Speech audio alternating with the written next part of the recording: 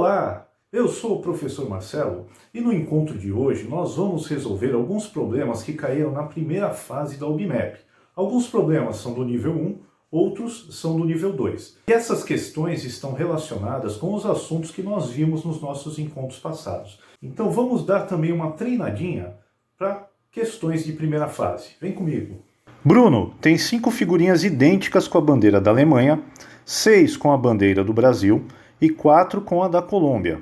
Ele quer fazer um pacote com pelo menos 3 dessas figurinhas. De quantas maneiras ele pode fazer esse pacote? Item A, 110, item B, 120, item C, 200, item D, 201 ou item E, 210. Lembrando a dica que ele deu pra gente ali, ó. Será que eu coloco 2 da Alemanha, 4 do Brasil e nenhuma da Colômbia?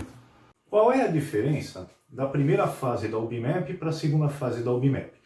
A primeira fase da UBMAP ela é feita na própria escola, onde os alunos da escola eles vão medir o seu desempenho. Na primeira fase, as questões têm alternativas. Cada questão tem 5 alternativas, uma delas é correta. E a prova toda tem 20 questões. Os estudantes que se desempenharem melhor na sua escola, eles vão ser convocados para fazer uma segunda fase alguns meses depois. Nessa segunda fase é onde as premiações ocorrem, porque ela é feita a nível nacional e aqueles que obtiverem os melhores desempenhos é que ganham as medalhas.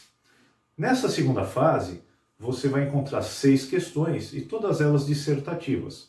Parece pouco, mas cada questão tem item A, item B, item C, item D, então depende muito do ano, tá? Mas é uma prova bem extensa. Então a proposta de hoje é a gente analisar algumas questões da primeira fase sobre os assuntos que nós estudamos nos nossos encontros passados. Começando então pela questão 20, que caiu na UBMAP de 2016. Essa é do nível 2. Ela tem a ver com o princípio multiplicativo. Conta a história do Bruno, que ele está indeciso, ele quer fazer um pacote com pelo menos 3 figurinhas. Ele tem 5 figurinhas da Alemanha, 6 com a bandeira do Brasil, 4 com a da Colômbia. E aí ele quer formar um pacote com 3 figurinhas. Então ele até deu um exemplo para a gente não se confundir. Eu posso colocar 2 da Alemanha, 4 do Brasil e nenhuma da Colômbia. Então não necessariamente precisa ter uma figurinha de cada país. Então ele só decidiu que ele quer no mínimo 3 figurinhas, tá? Tendo no mínimo essas 3 figurinhas, ele pode repetir ou não. Eu fiz as anotações que a gente vai precisar para resolver esse problema. Ele vai ter que tomar 3 decisões aqui. Quantas figurinhas da Alemanha ele vai colocar no pacote? Quantas figurinhas do Brasil ele vai colocar no pacote? E quantas figurinhas da Colômbia ele vai colocar no pacote? Respeitando aqui que eu tenho 5 figurinhas da Alemanha, 6 do Brasil, 4 da Colômbia. Então vamos pensar. Se ele vai tomar a decisão de quantas figurinhas ele vai colocar da Alemanha, ele pode colocar 0 figurinhas, 1, 2, 3, 4 ou 5. E aí quantas opções ele tem aqui? 1, 2, 3, 4, 5, 6 opções. Tá? Porque o 0 também conta, ele pode escolher não colocar nenhuma figurinha. Então aqui nós vamos colocar 6. Aí do Brasil, quais são as decisões que ele pode tomar? 0, 1, 2, 3, 4, 5 ou 6. Se a gente for contar o total de decisões que ele tem a tomar, 7 decisões, porque a gente está incluindo 0. Colômbia. Ele pode colocar 0, 1, 2, 3 ou 4. Então ele tem um total de 5 decisões. E aqui é o princípio multiplicativo. Nós vamos multiplicar 6 vezes 7 vezes 5, e isso vai dar 210. Só que agora nós temos que pensar. Bom, eu fui nessa dele tomar decisões da Alemanha, Brasil e Colômbia. Só que no pacote tem a instrução de que tem que ser, no mínimo, pelo menos 3 figurinhas. Tá? Então, vamos supor que eu tenha colocado 0 da Alemanha, 0 do Brasil e 0 da Colômbia. Eu estou contando com essa opção aqui nos 210. Porque eu incluí essa opção do 0, 0, 0. E aqui não tem nenhuma figurinha no pacote. Ou seja, quando eu fiz essa escolha de tomada de decisões, incluindo 0, incluindo 1, eu contei a mais. E agora eu vou fazer o desconto do que eu contei a mais. O que está contado a mais aqui? Esse aqui do 000, e também tem os pacotes que ficaram com uma só figurinha e os pacotes que ficaram com duas figurinhas.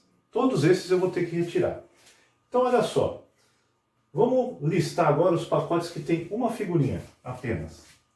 0, 0 e 1. Ó, então uma só da Colômbia.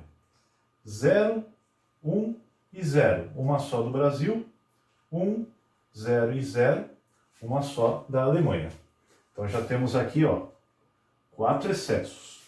Mas tem mais. Agora pacotes com duas figurinhas. Eles podem ser desse jeito assim, ó. 0, 1 e 1. Uma do Brasil e uma da Colômbia. Também pode ser 1, 0 e 1. Uma figurinha da Alemanha e uma da Colômbia. Ou pode ser 1, 1 e 0. Uma da Alemanha, uma do Brasil, nenhuma da Colômbia. O que falta a gente retirar da nossa contagem aqui dos 210? É que eu posso também ter pacotes com duas figurinhas do mesmo país. Então, por exemplo, eu posso ter 2 da Alemanha, 0 do Brasil, 0 da Colômbia. Esse aqui eu não posso contar porque só tem duas figurinhas. 0 da Alemanha, 2 do Brasil, 0 da Colômbia. E por último, 0 da Alemanha, 0 do Brasil e 2 da Colômbia. Então aqui está a lista de todos os pacotes que nós contamos e que não tem as 3 figurinhas no mínimo. Então são 1, 2, 3, 4, 5, 6, 7, 8, 9 e 10. Então essas aqui são 10 possibilidades. Para finalizar o problema, né, a gente vai pegar os 210 que nós tiramos do princípio multiplicativo e vamos retirar essas 10 que não eram para ser contadas. Então isso fica 200. A alternativa correta é a alternativa C. As peças da figura 1 são feitas de quadradinhos de cartolina cinza de um lado e branca do outro. A figura 3 mostra uma maneira de encaixar essas peças com o lado cinza para cima nos 4 quadrados da figura 2. De quantas maneiras diferentes é possível fazer isso? Letra A, 1024, letra B, 1536, letra C, 2048, letra D, 3072, letra E, 4096. Então viram aí no enunciado? Questão 20 caiu na OBMEP de 2008. Então nós temos aqui 4 peças e um tabuleiro com 4 espaços. Nós temos que contar de quantas maneiras nós podemos colocar as 4 peças lá naquele tabuleiro, mesmo considerando as rotações da peça. Tá? Porque a peça encaixa na posição original, mas ela também pode ir girando. E isso vai gerar novas contagens, porque o mosaico vai ficar diferente. Tem uma primeira escolha que a gente tem que fazer, antes até de analisar a posição das peças. A primeira escolha é onde eu vou colocar cada uma das peças. Então eu tenho um tabuleiro com 4 vagas. Certo? A vaga 1, a vaga 2, a vaga 3 e a vaga 4.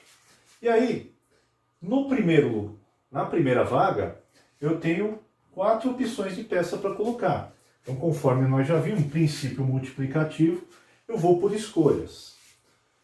Aqui já tem uma peça, vou colocar a segunda peça aqui. Me restam 3, seja qual for a peça que eu coloquei no lugar 1, eu ainda tenho 3 a escolher para o lugar 2.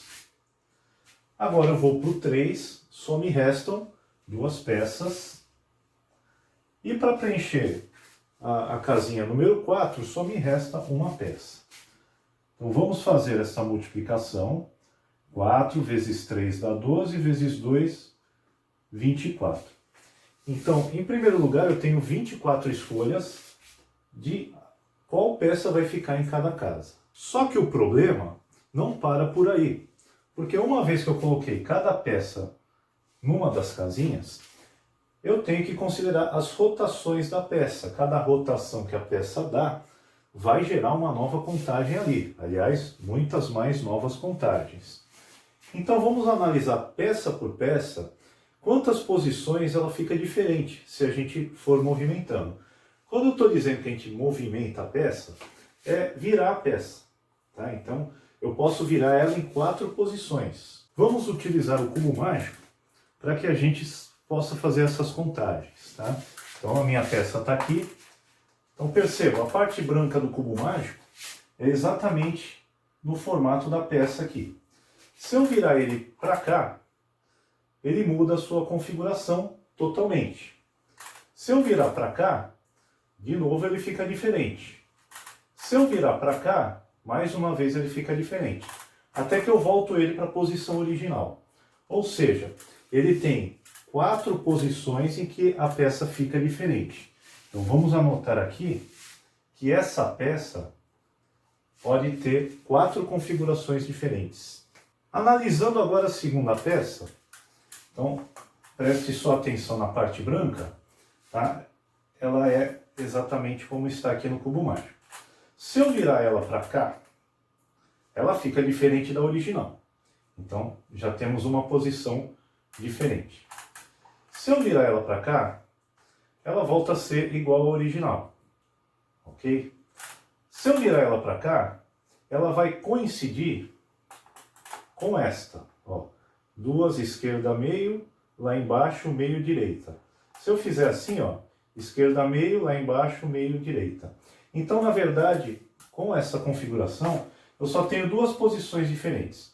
A original e esta aqui.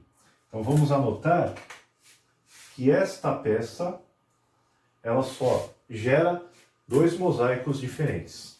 A peça número 3 tem a configuração de um H. O H, quando eu viro ele uma vez, ele fica diferente da configuração original. Se eu virar uma segunda vez, ele volta para a mesma configuração inicial. E se eu virar a 4ª vez, ele coincide com aquela segunda posição.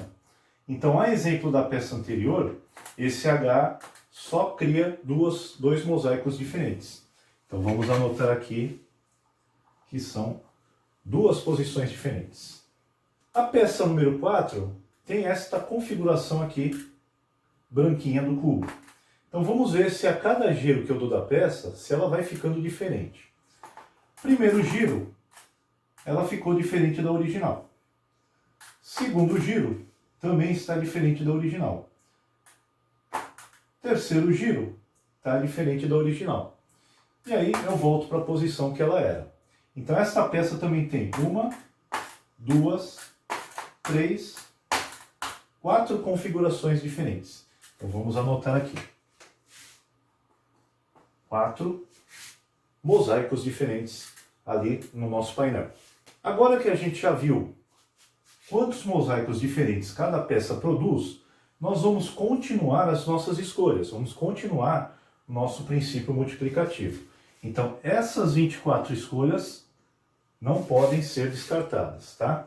Além disso, eu vou considerar quantos giros cada peça transforma a sua posição. Então, a primeira peça é 4, a segunda peça 2, a terceira peça 2 e a quarta peça gerou 4. Tá? Então, o resultado agora é o resultado final do problema. Aqui vai ficar 24 vezes 4 vezes 2 dá 8, 2 vezes 4 dá 8, 24 vezes o 64. Fazendo essa conta, vai dar 1.536. Olhando para as alternativas, a resposta correta é a B, 1536. Carlos tem um tabuleiro mágico 3x3 com casas na cor branca ou amarela. Toda vez que ele toca uma casa, ela muda de cor, bem como as demais casas na mesma linha e na mesma coluna, como mostra a figura. A partir do tabuleiro inicial, Carlos tocou no tabuleiro 9 vezes, uma vez em cada casa. Após ter feito isto, quantas casas ficaram amarelas? A. 0, B. 1, C. 3, D. 6 ou E. 9. Esta questão estava no nível 1 da OBMAP 2016. Ah, professor, do nível 1 nós estamos estudando no nível 2, mas isso não importa muito para a OBMAP não. As provas da OBMAP, elas contêm questões que se repetem nos níveis. Tem questão que cai no nível 1, no nível 2 e no nível 3. Eu tenho um tabuleiro Q, 3x3, onde tem luzes acesas, então luzes amarelas. Eu coloquei amarelo com a letra A, porque eu não tenho a caneta amarela aqui para a gente riscar. Então, onde tiver o A está em amarelo. As outras estão em branco. O que esse tabuleiro faz? Quando você aperta uma tecla, ele altera as cores das linhas e colunas daquela tecla. Então, por exemplo, se eu apertar aqui, ele vai alterar esta, esta e esta, porque estão na mesma linha dela, e também vão alterar as da coluna. Tá? Então, ó, no enunciado já está mostrando um exemplo. A pessoa apertou esta tecla, eu vou apertar e já vai mudar ali, ó. Viram só? Então, o que aconteceu? Nesta linha aqui, ó, não tinha nenhuma amarela acesa. Agora todas as amarelas estão acesas. Nesta coluna tinha uma amarela acesa. A amarela apagou e as outras duas que eram brancas acenderam. Tá? Qual é a proposta dele? Ele vai tocar uma vez em cada tecla. São 9 toques, tá? Mas não são toques aleatórios, é uma vez em cada tecla. E ele quer saber, no final, quantas amarelas estarão acesas. Esta questão remete a gente nos estudos de paridade. Paridade, se o número é par ou se o número é ímpar. Vamos ver por quê. Olha só, vamos analisar em cada tecla do nosso tabuleiro quantas cores se alteram. Tá? Nós vimos que aqui, ó, quantas cores alteraram? Aqui eu apertei 1, 2, 3, 4, 5. Então eu altero sempre 5 cores se eu apertar o cantinho. Isso vai acontecer no canto de cá, no canto de cá e no canto de cá. Vamos ver se acontece coisa diferente nas outras. Essas aqui do meio. Se eu apertar aqui, vai mudar 1, 2, 3, 4, 5. Também muda 5. E se eu apertar lá do meião, quantas vão mudar? 1, 2, 3, 4 e 5. Então, seja qual for a tecla que a gente aperte, né, sempre mudam 5 cores. Sempre mudam 5 cores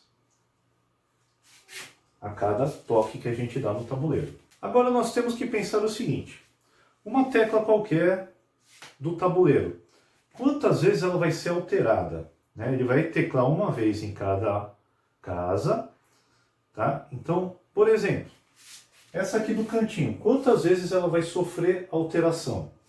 Então veja só, ela vai sofrer alteração quando eu vou apertar esta, esta, esta, esta e esta. Ou seja, também são todas as vezes que tiver na sua linha e na sua coluna. Então cada casinha do tabuleiro, ela vai alterar 5 vezes. E se ela alterar 5 vezes, o que acontece? Se ela começou branca, essa aqui era branca.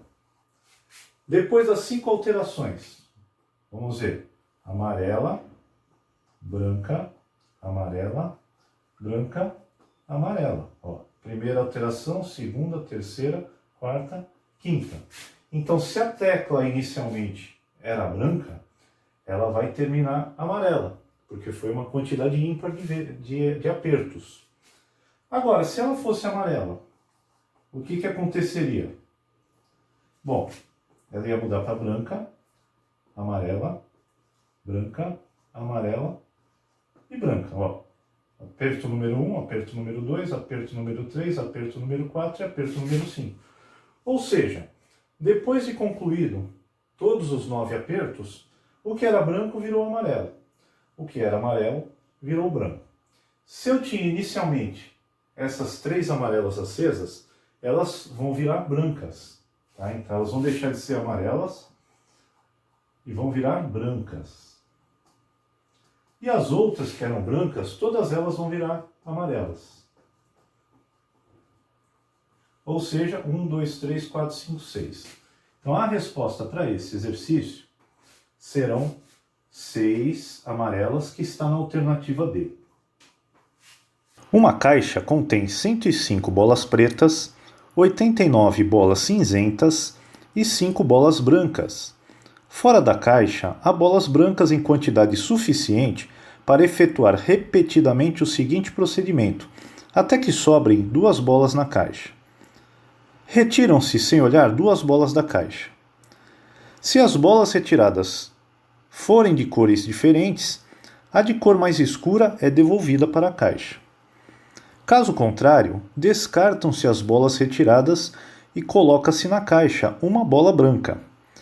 Sobre as cores das duas bolas que sobram, pode-se garantir que: letra A, as duas serão brancas; letra B, as duas serão cinzentas; letra C, as duas serão pretas; letra D, exatamente uma será preta; e exatamente uma será cinzenta. Questão 19, nível 2 de 2011. Então, vocês viram a historinha, né? O que acontece?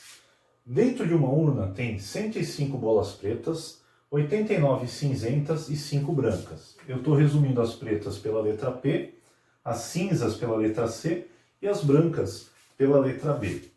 E a regra é a seguinte, a regra que ela deu. Retiram-se duas bolas sem olhar. Vai lá e tira duas. Se as bolas retiradas forem de cores diferentes, a cor mais escura volta.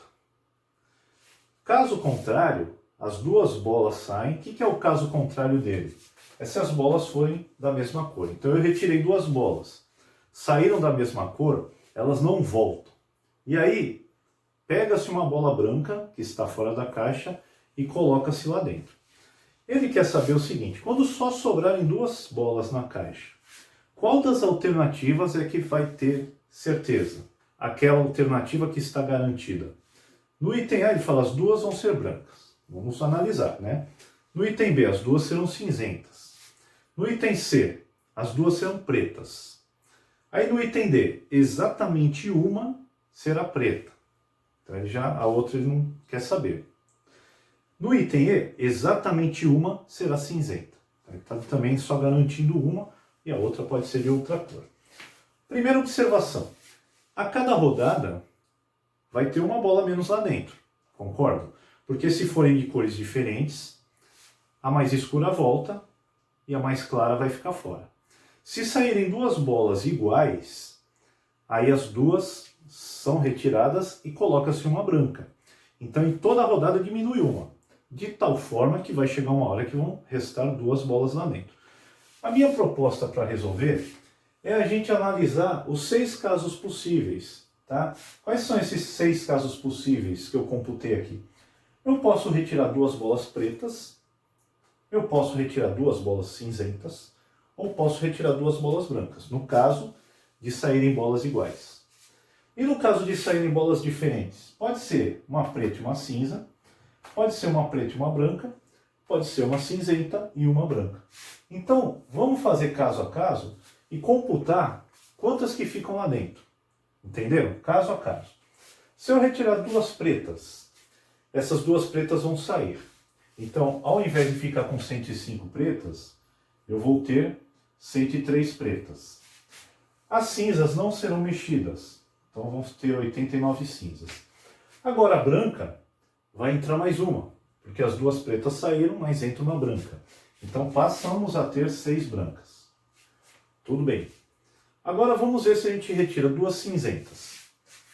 Não mexe nas pretas, vou ter 105 pretas. As cinzentas vão sair as duas, eu vou passar a ter 87 cinzentas. E as brancas também vai aumentar uma nesse caso. Né? As duas cinzas saíram, entra uma branca. Está aqui, nesse primeiro caso das duas cinzas saírem. Branca e branca, o que vai acontecer? As pretas não alteram, continuam 105, as cinzas continuam com 89, as brancas duas saem, ficou 3, mas vai entrar uma, vai ficar no final 4 brancas. Então os casos das bolas iguais estão aqui. No caso das bolas diferentes, se sair uma preta e uma cinzenta, a mais escura volta, a mais escura é a preta. Então continua 105 pretas. A cinzenta vai sair, vai passar a ter 88. E a branca não vai alterar. 5 brancas. No caso de uma preta e uma branca, a branca sai, a preta volta. Então não mexeu na preta, 105 bolas pretas. Na cinzenta também não mexeu, 89 cinzentas. mas a branca saiu. Então passa a ter 4 brancas. Último caso, saiu uma cinzenta e uma branca. As pretas não alteraram. Aí nós temos a cinzenta que também não alterou porque ela voltou, mas a branca saiu. Passamos a ter 4 brancas. Esta questão também remete a gente na paridade, um assunto muito exigido na UBMEP, primeira fase e segunda fase. É que o caráter da prova é um caráter investigativo, tá? E nessas questões investigativas, a paridade ajuda a gente em muitos casos. Então vamos dar uma observada aqui. Ó. Bolas pretas, elas só se alteram no caso de saírem 2 pretas. Repare que em todos os outros casos, elas não foram mexidas. Isso é um bom sinal para a gente. Já nas bolas cinzentas, aqui 89, 87, 89, 88, 89, 89. Elas se alteram em 2 momentos, tá? E alternaram pares e ímpares. Já já a gente analisa melhor.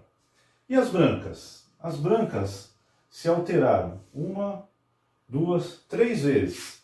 Ou seja, em alguns momentos ela está par, em alguns momentos elas estão ímpar.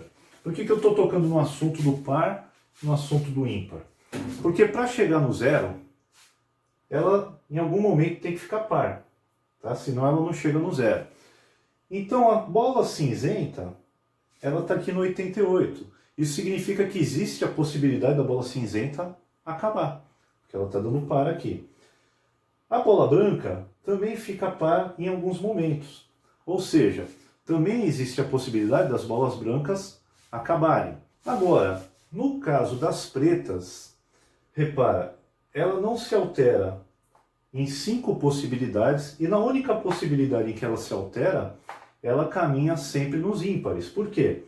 Ela já está em quantidades ímpares. E a única possibilidade dela sair é quando sai preta e preta, porque nas outras ela não sai nunca. E ao sair preta e preta, estão saindo 2. Então todo número ímpar que a gente tira 2, ele continua sendo ímpar. Ele está tirando uma quantidade par de vezes. Então do 103 pode cair para o 101, pode cair para o 99, pode chegar no 1. Mas se chegar no 1, não vai ter a possibilidade de chegar no 0. Tá? Então esse é o raciocínio do exercício. Pela paridade das bolas pretas, a única coisa que está garantida nesse exercício é o item D. No item D, ele diz que exatamente uma será preta. Será preta. O que é verdade. No caso de sobrarem 2, uma delas vai ser a preta. A outra pode ser qualquer uma das outras 2 cores. Ana listou todos os números de 3 algarismos em que um dos algarismos é par e os outros 2 são ímpares e diferentes entre si. Beto fez outra lista com todos os números de 3 algarismos em que um dos algarismos é ímpar e os outros 2 são pares e diferentes entre si. Qual é a maior diferença possível entre o número da lista de Ana e o número da lista de Beto? Item A, 795, B, 863, C, 867, D, 873 e 885. Questão 9 do nível 1 que caiu em 2015. Então vocês viram a historinha aí. A Ana constrói números com 3 algarismos, onde um dos algarismos é o par e 2 algarismos são ímpares. E esses ímpares não são repetidos. E o Beto constrói números com 3 algarismos, onde um é ímpar e 2 são pares, sendo que os pares também não podem ser repetidos. A pergunta é, qual é a maior diferença possível entre um número da lista da Ana e um número da lista do Beto? Nós estudamos nos encontros anteriores sistema posicional. Nós vimos como funciona o nosso sistema decimal. Ele tem mais peso quanto mais o número se afasta da unidade, certo? Então, se eu quero um número grande na centena, eu tenho que jogar o peso dele na casa da centena, tá? Depois o segundo maior peso na dezena até chegar na unidade. E se eu quero o menor, Aí eu tenho que tirar peso da centena e da dezena. Então como é que ficaria a construção desses números? Vamos construir o menor número possível para a Ana e depois o menor número possível para o Beto. E aí vamos fazer o maior número possível para a Ana, o maior número possível para o Beto, segundo as características dos números deles. Então vamos lá. Para formar o menor, lembrando que é centena, dezena, unidade, eu tenho que tirar todo o peso aqui da centena. Tenho que jogar o menor número possível aqui na centena. São dois ímpares e um par. Tá? O menor seria o zero. Só que eu não vou poder colocar o zero na centena, porque aí o número deixa de ter 3 algarismos. Então eu posso pensar no 1, para ele ficar pequeno. O número 1 é ímpar, então eu já usei um ímpar aqui. Agora vamos para a casa das dezenas. Vamos pensar de novo no número baixinho. Pode ser o zero agora? Pode ser o zero. O zero aqui não atrapalha em nada. E ela tem um número par. Então aqui eu vou lançar um zero, o menor possível, sempre o menor possível. E para a casa da unidade, me sobra um ímpar, certo?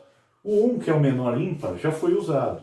Então eu vou ter que ir lá para o 3, formando o número 3. Então, 103 é o menor número possível que a Ana pode fazer. Agora vamos lá pensar no Beto, no caso do Beto. Centena, dezena e unidade. Vou jogar o menor possível na centena. Também vai ser o 1. Seria o 0, mas eu não posso usar o 0. Como o Beto tem direito a um ímpar, eu já vou gastar ali. Aí vem a dezena.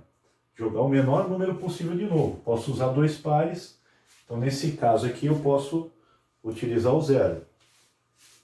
Ainda falta um número par, que vai ficar para a unidade. Como eu já usei o 0 na dezena, aí eu vou para o próximo par, que é o 2. Então aqui, o menor número possível do Beto vai ser o 102. Agora vamos montar os maiores. Os maiores a gente já pensa ao contrário. Eu tenho que jogar os maiores números, o maior possível na centena, depois o maior possível na dezena e por último o maior possível na unidade, dando preferência para a centena.